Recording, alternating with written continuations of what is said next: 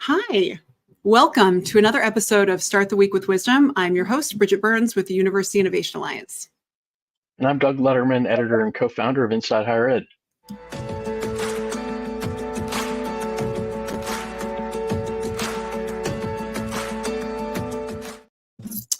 Each week, I team up with Doug to have a conversation with a leader in the field in higher education to try and understand, a little bit more about them, their leadership style, to distill a bit of their wisdom, always under the, banner of trying to create content that is hopeful and uplifting and a little bit of like a dose of professional development on a Monday. So we always try and make sure it's definitely not going to bum you out. That's our one promise. But and this today we have a leader who has fantastic insights drawn from a variety of vantage points across higher ed. So I'm really excited about this conversation.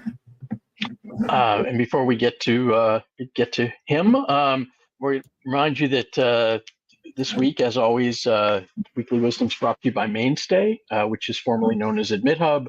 It's a student engagement and retention platform that proves its effectiveness through random controlled trials and peer-reviewed research. It's done a lot of work over the last few years with Georgia State University, which is where it's probably been best known for. It helped reduce Georgia State's summer melt of incoming students by 21%. There's another study that shows how it improved retention, helped Georgia State hold on to 1,200 students that it probably otherwise would have lost. So check out those pieces of research and more about Mainstay at mainstay.com. And now on to this week's guest. We're joined by the new president of AASCU, which is the American Association of State Colleges and Universities, Charles Welch, Chuck Welch. He's been, as Bridget said, he's had a really interesting background. He comes most directly from president of Arkansas State University. Before that, he oversaw Henderson State University, and he's worked in the 2-year sector, the 4-year sector, within systems, at a campus, et cetera. So really diverse background, which is something that I think serves people well at a moment like this at a national group like AASCU. So welcome. Great to have you here. Thanks, Doug. Great to be with you. Appreciate it.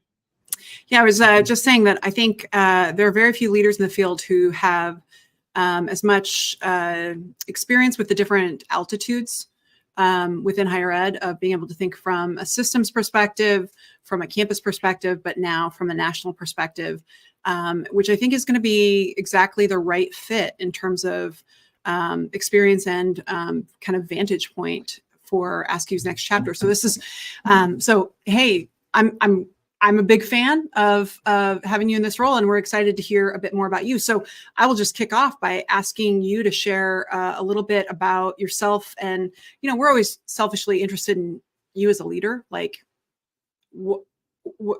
tell us about your leadership style, like, and mainly, where'd you get the idea for it?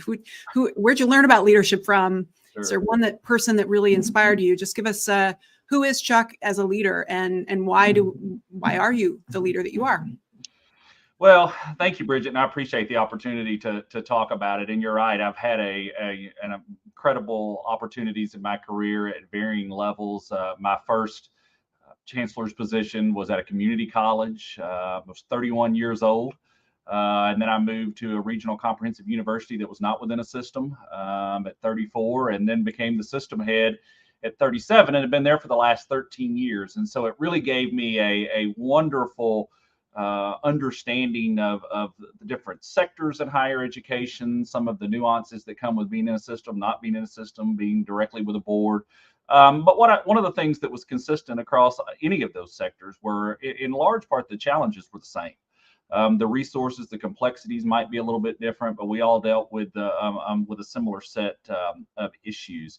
I'm non-traditional in a number of fronts. Number one was from how quickly I moved into those positions, my age, the fact that I did work at all those different levels. But I'm also a first-generation college student, and certainly did not go to college intending to be in this line of work. I've joked many times in many different forums that I've yet to meet an individual who went to college saying, I'm going to be a university administrator, or I'm going to be a college administrator. I think it just happens organically. Unlike K-12, where perhaps they aspire to be a principal or superintendent. You don't typically see that in higher education. And really, my path started, I was going to go to law school, and I wanted to be a politician. And I had been president of the student body in high school, and then I became president of the student body at the University of Arkansas, my alma mater. And it was at that point when I began working very closely with the chancellor of the institution at the time, Dan Ferreter, and seeing what he did and the way that he worked. And then developed a relationship with Alan Sugg. Alan was the president of the University of Arkansas system, had previously been the president of Texas A&M Corpus Christi, good AASCU institution. And I began to watch those gentlemen and think, wow, they can have tremendous impact on students, particularly students that come from backgrounds like mine, where no one had really ever even remotely considered going to college. And I knew it was going to have a transformative effect on my life. And I wanted to see, can I help make sure that same impact is felt for other individuals? And so, when you asked about that one person, I mean, there's so many, and I mentioned two of them, but really Alan Sugg, I think, was probably the one person that I really tried to emulate and watch and learn from. He was an incredibly effective leader, but also very kind, very engaging, definitely believed in relationships. And everything came back to student success. He gave me my first opportunity when I probably didn't deserve it, being very young and green, but I mean, he believed in what was possible. And so throughout my career, I've tried to take some of those lessons about relationships. I'm a huge relationship person and believe that when you truly know individuals and try to work together and understand where they're coming from, you have a much better sense of being able to make the right decision and work together. Focusing on students, trying not to forget. It gets harder when it's been 30 years since I graduated from college to remember the struggles, remember waiting on that financial aid check, or, am I going to be able to make this payment this month? And so I want to always try to take myself back to that, put myself in the shoes of the students that are facing a lot of those hardships and challenges, and remember that, we're there to serve them, and we're there to try to help them be successful. So I'm a big believer in partnerships and collaboration, and just always trying to do the right thing. And I know that sounds very general and maybe cliche, but I think everything else builds off of that. And if you start with that sort of general mentality, I think you're able to be successful ultimately. No, I mean, I don't think that's, I think that it's a healthy, realistic perspective. There's a lot of folks who think you can just tell people what to do and that they just do it. Right. And, they keep their jobs for a hot minute. But so I did not know that you were also a student government kid who then So I also was an ASB. Oh, really? Okay. And you get hooked at that early age where you start, you're engaging with the board, you're starting to understand like this totally different perspective of the institution. And you're, I think, like the fourth president that we've met who has that little piece in your background. So it is, I'll be curious how many others are out there, but that's a super grounded and important perspective. Can I ask, what was your relationship like with your student body president at Henderson State that was informed by the fact that you had literally been in those shoes? Do you feel like you had a different relationship at all? No. I mean, I tried. I mean, I took the relationship that I had with Chancellor Ferreter during my own student body presidency and tried to do the exact same thing with the president Henderson. I met with them on a regular basis, as he did with me. And I promised myself and them that my initial answer to anything they brought forward wouldn't be no.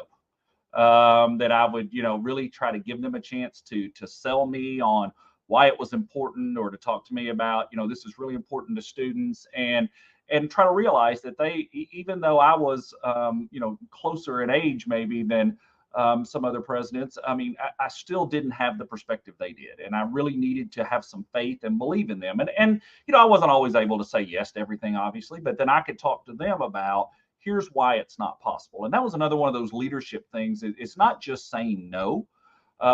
It's explaining why you have to say no. And what I've found throughout my career is, whether it be students or whether it be colleagues, if you really give a rationale and show that you listened and you understand, that you have a reason for saying no, not just because I said so or because I'm in charge, folks still may not love it, but they at least understand it and respect it. And so I always try to do that with our student leaders as well, and try to keep them, focused on the role of a student government president is to try to improve the experience for students and try to make sure that you're representing all students, that you're not trying to, be a constituent servant in terms of, oh, can you help this one student with their parking ticket, or can you do that? It's more global than that. And I always loved it. It was always one of the favorite things. And to this day, I still do a lot of mentoring with students, and it never fails. And I'm sure I was the same way, that they always apologize for taking up my time. And I always tell them that is my absolute favorite part of the day, because I'm not sitting here today had those individuals not invested in me, and I want to give that back to them and help them. And it makes me feel good to know that we've got that next generation of leaders that aspire to higher education administration. That's great. I'm interested in how you go about keep bringing people along. And I'm thinking of students. I'm also thinking of faculty groups and faculty bodies. When when the answer can't be yes a lot, like and I think from a financial standpoint, we're sort of clearly entering a period, or we're in a period where there's probably going to be more difficult conversations than fun ones. Right. And so your approach of not saying no, or out of the gate at least, is admirable. But I'm curious what you've learned about. I mean, I look at the state of administrative faculty relations as kind of pretty vexed right now. It's an exaggerate, or it's a blanket statement that obviously isn't true across the board. Understood. But how do you think about leading institutions, obviously, and now you're leading leaders of institutions, Right. but at a time when at a challenging time, and how do you think about that? Whether the job is different, or how you go about doing it? So I mean, obviously the job has changed, the issues have changed, the severity of some of the issues have changed, the financial challenges have always been. You could go back to the start of my career when you asked someone what's the biggest challenge, it was finances. But I definitely think today it's much more complex and really is the top challenge. But I don't think the way you address it has changed at all. I mean, I have long said that when I hire anyone, the number one thing I'm most interested in are their interpersonal communication skills. I don't really care if the individual has, every academic success in the world. If they can't communicate, if they can't collaborate, if they can't do those things, that they're really going to struggle in the environments that I try to foster. And so, while I'm not able to say yes and don't like to immediately say no, I think number one, you have to be very honest. Don't ever get caught not being straight. And what I'll usually say is, "Ooh, that's a tough call. That's a tough request, but let's think about this for a minute, and let's see if there are some alternative solutions if we can't get to what you're requesting." And then I have often found, and I've been criticized by this, not criticized, but questioned by this, by some of my colleagues, that I'm a big believer in sharing more information than less. And they'll say, well, you don't need to be telling all those things. And what I have found is if folks realize that you're trying to give them as much information as you possibly can, if you're being upfront with them, it helps, I think, when you get to that ultimate point. I'll never forget, we had a very, very difficult situation in one of my prior presidencies, and I called it was at Henderson. I mean, I'll tell you, this was back 15 years ago, and I called in the entire faculty and for a forum that anybody could come, and we sat down and I walked them through the situation that we were facing. And it was lengthy. I definitely got in the weeds, made it, and really discussed it. And when it was over, I had multiple faculty members say to me effectively the same thing, and that was, I have a deeper appreciation for the way you have to look at it now that I never understood before. I didn't totally follow and understand everything that you said, but I appreciated you valuing me enough to have that conversation with me. And although we may still not agree, and I still may be critical, I'm appreciative that I'm a part of the conversation.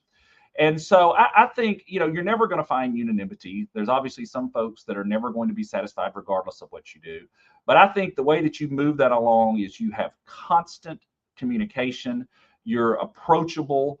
You try to keep it real, I guess, with individuals, and not kill them with a bunch of higher ed speak or something like that, and just really talk about, look, this is why, and this is what I have to consider, and X, Y, and Z. And I think it helps. Again, it doesn't always create everybody being happy or taking away some of the negativity, but I think it definitely makes it easier when everybody feels like they're engaged, a part of it, and that they're being listened to.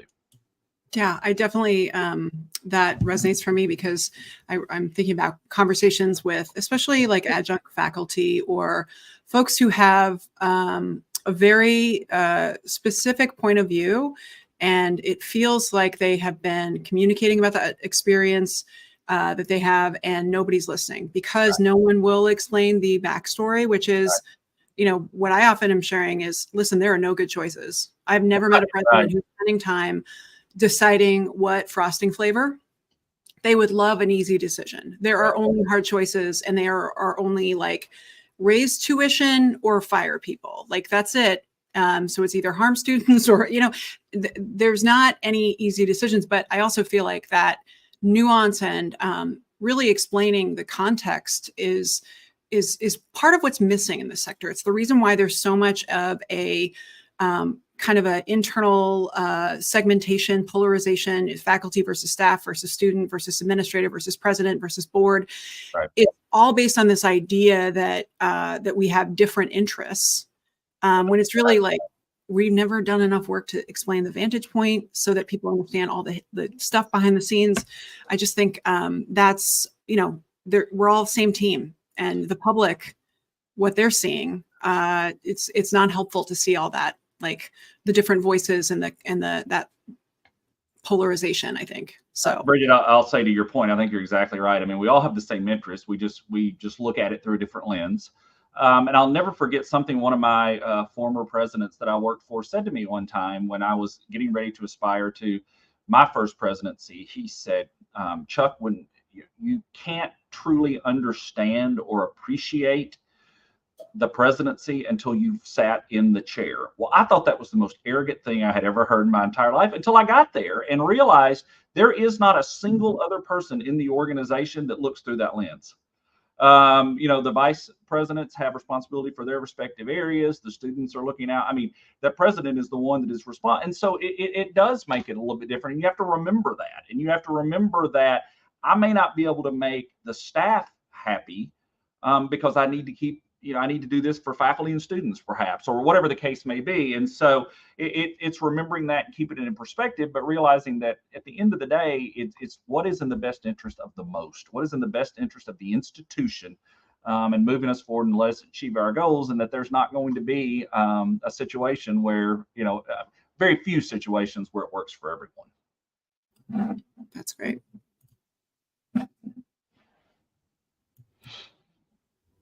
Go ahead, Bridget. I'm sorry. I thought you were going. Oh, that's, no, I would, so I would shift to a little bit back to you. I'm curious, I'm sure that given the length of your career, and especially getting into those kinds of roles at such a young age, you've seen some stuff. And I am just curious about the hardest experience or hardest chapter for you as a leader, and what you learned from it. I'm sure you can't tell everything, but sure. I do think that's the stuff that is the greatest teacher. No question. If you can. No question, Bridget. And I mean, obviously, I've been betrayed by individuals that work for me or that did things that just, crushed me, and I couldn't believe it. And those are hard. And you learn from, you have to trust while also verifying and those kinds of things. But the singular one that I think, and it's been more recent, just in the last couple of years, last 5 years, I guess, was, we mentioned I was president of Henderson State from 2008 until 2011. And then went to the Arkansas State system. And in 2019, I got a call from the governor's office asking me if I could help out. That Henderson was really facing some very serious financial challenges, and they felt like they needed some assistance, and could the system step in an informal role and do that? And of course, I said yes. I mean, number one, you get that call, you're going to say yes. Number two, I had been on that campus, loved it dearly. And so we stepped in and quickly found that it was far more severe than anyone realized, and that it was literally, on the brink of closure. I mean, things were that bad. And so we got to work immediately and doing things, and then COVID hits, and that just exacerbates an already bad situation. And so you come down to a couple of years ago where the institution had to declare financial exigency. And the institution had to engage in retrenchment, very severe retrenchment, closing programs, terminating tenured faculty or eliminating those lines. And it was heartbreaking. Some of these individuals I'd gone to church with when I lived in the community. And of course, the campus leadership was driving the train, but obviously at the system, we had to be, and by this point, they had joined our system. They had formally moved in. And, it was one of those balances of, I didn't want to do it, but I also knew the other option was closing the university. And I lost some friendships over it. I mean, there were individuals who were very angry with me that felt like, I didn't stand up for them, or that there were other alternatives we just were unwilling to explore, which simply wasn't the case. But what I learned from it was that, you have to, I mean, that university plays a critical role in that part of the state. And if not for that institution, many of those students aren't going to have a chance to go to college. And I knew that, the beating that I took on social media, or the friendships that I lost, or some of the things that my family read that people said, at the end of the day, was worth it if that meant we could keep that university open, we could continue to provide those opportunities for students, and that we could ensure that moving forward, the institution was going to be stable and sustainable. I would do it again. Would I change a few things? Did I learn some lessons? Absolutely. But what I learned probably more than anything is these positions come with difficult decisions, and you have to be willing. You have to grow a thick skin. You have to be willing to take those things, but you have to be willing to do what is right. Now, the good news is that institution's on a path towards much better days. I kept telling everybody it's a marathon. It's not going to happen overnight, but they're moving in the right directions. And I love going to the last commencement ceremony I went to on that campus, watching those students walk across and reminding myself, if not for the hard work that many of us did, they're not walking across that stage that day and changing their lives. Just double down for me. You have to do it. And what's interesting is I had a conversation with an AASCU colleague a few nights ago that's facing some very significant challenges, and was asking me, talk to me about how you addressed these. And so I was able to kind of pass on, and I told the person, you have to push through, you have to persevere, you have to do it. It's good.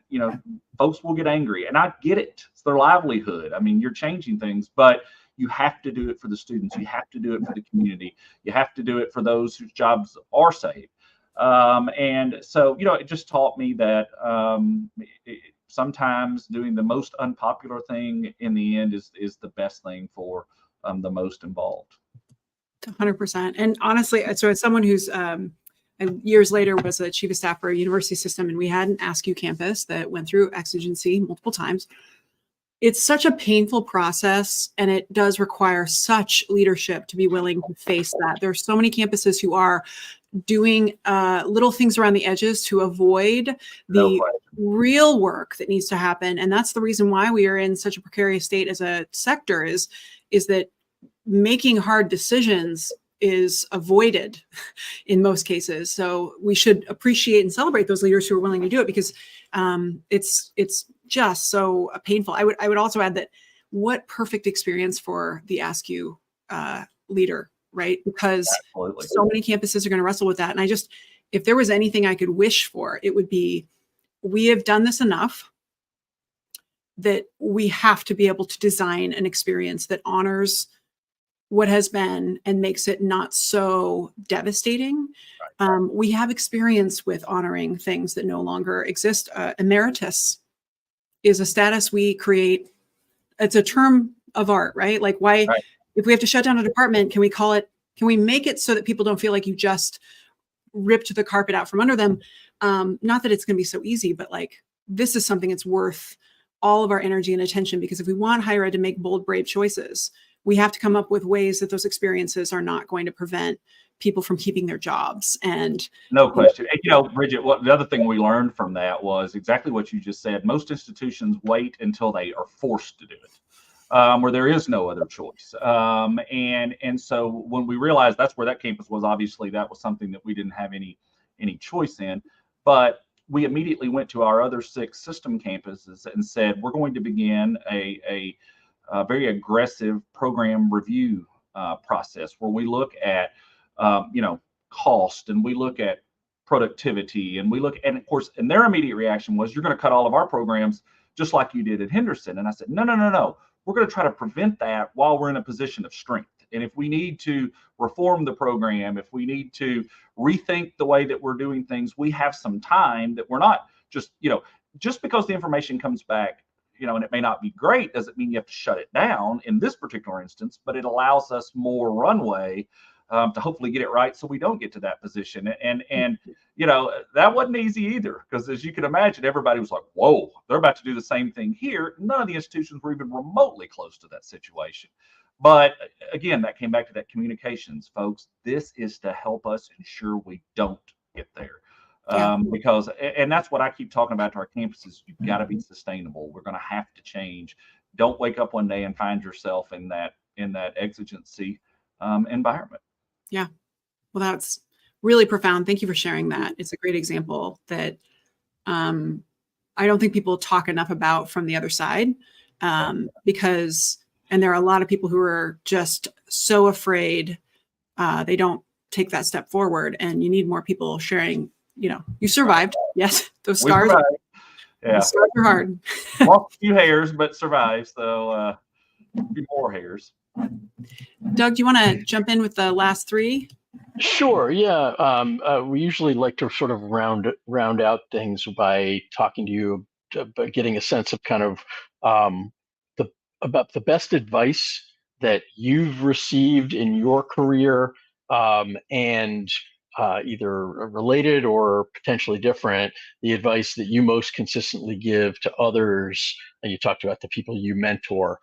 So like the best advice you got, and if you can share sort of who it was from, or when it came, and then sort of what you tend to advise people as they look to you to figure out their next step. Absolutely.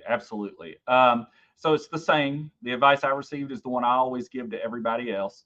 And it came from Dan Fareder, who I had mentioned earlier, who was the chancellor of the University of Arkansas. And he said, Chuck, don't ever forget who you are.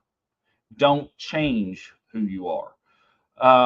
Any position that you hold, the position is you. You are not the position. In other words, don't try to, change who you are to make that fit into that space, because people will see that. If you're not genuine, if you're not authentic in terms of the way that you carry yourself or do things, and I'm a very informal person. As soon as we finish this call, this jacket's coming off, and probably I've got a vest over there I'll probably put on, or I like to wear my flip-flops and tennis shoes. And I'll never forget coming across students one day, and they were like, "You have real clothes."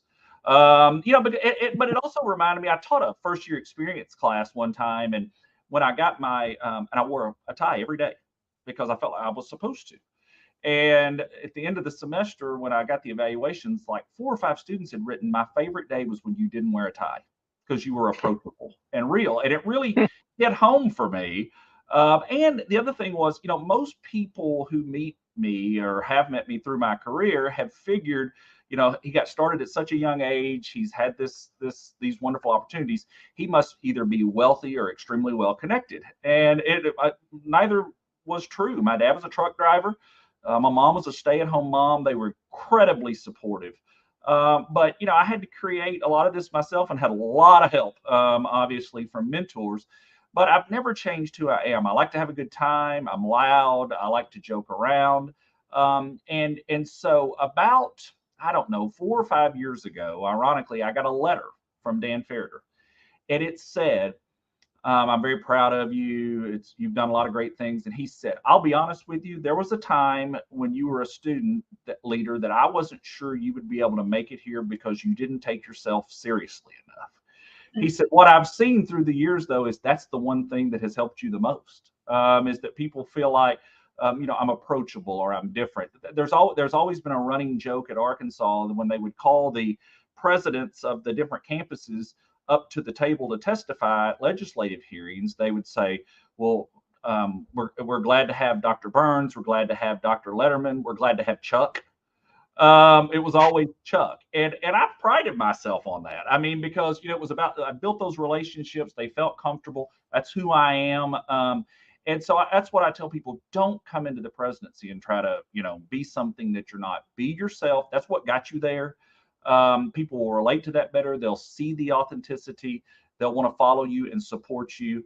And you'll have much greater success. And, if folks want to criticize me for that, so be it. But it's my other joke is that if you see me in a tie, it's probably going to be because I'm testifying or I'm in a coffin.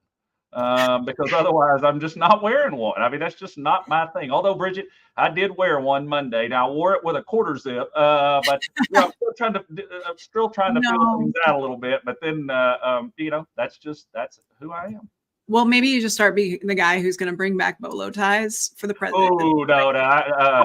Hey, I know my limitations and what I can and can't pull off, and I can't pull off a bow tie either. So unfortunately, neither of those will happen. I always like to play the game of when you see somebody like who dresses a little different at work, all of a sudden when you're like, are they going to court or a job interview? Court or a job interview, which Exactly. is right. Exactly. Well, this is wonderful. The last question I want to ask is if there is a leadership book that has been valuable to you that you find yourself most often recommending. Our audience is they're interested in they always like to read these books and see what has helped you. Sure. So I'm going to have an entirely different answer. And I've read, the books that are most frequently cited, but I'm a huge believer in learning from history and experience. And I love to read nonfiction autobiographies or biographies or from individuals who have walked that walk. I think you can learn so much from those books. I'll never forget a book this is a political book, but it was called, I'm pretty sure the name of it is The Last Republicans. And it was about George H.W. Bush and George W. Bush. And it gave you an entirely different perspective of those two men and where they came from and what sort of drove their thinking and their policies. I've read all of the Lyndon Johnson books, because not all of them, but a lot of the most famous Lyndon Johnson books, because he was a master at, getting things done at times when you shouldn't think he should be able to do that. But then you also see the vulnerabilities that they had, where they admit those mistakes. And so I would encourage folks, leadership books are great, but I would encourage folks too, to read those books about people that they don't necessarily have to be people that you completely admire. I don't admire everything Lyndon Johnson did, but I am fascinated by how a Southerner from Texas was able to get civil rights passed. And how he was able to do that in that era. And so I think you can just learn so much from watching people. Sometimes you can learn what not to do. I've read plenty of those books and thought, God, I don't want to be like him, or I do want to be like her, and but I have probably gleaned more from reading those books than any of the other leadership books that are written specifically on leadership, because I think so much of it is so much of what drives how an individual's leader is how they were raised, the circumstances they came up in, the kind of the life challenges that they have faced. And I think that really informs who we are and the decisions that we make. That's perfect. And then I think those are great recommendations in general, because people should be learning more from history. So Chuck, it has been really wonderful to get to know you. This has been really wonderful. I feel like people got a better sense of who you are, and I feel really good about where AASCU is. And I hope we can tackle some of these bigger challenges together. So thanks for being here and being on our show. And for Doug, who I don't get to call Dr. Lederman, but I just No, Dr. Doug. no, because I've got a measly bachelor's degree. That's all I ever got. So That's actually why we I'm the call least well, educated Doug. person in most rooms I'm in. I'm Yeah. proud of it. It's That's why served we you actually- pretty well. We wanted to invite you here today because we're actually here to recruit you for a program. We think you have great potential and possibly could get a degree. But anyway, well, we hope this has been inspiring for all of those of you at home, and we look forward to seeing you next time.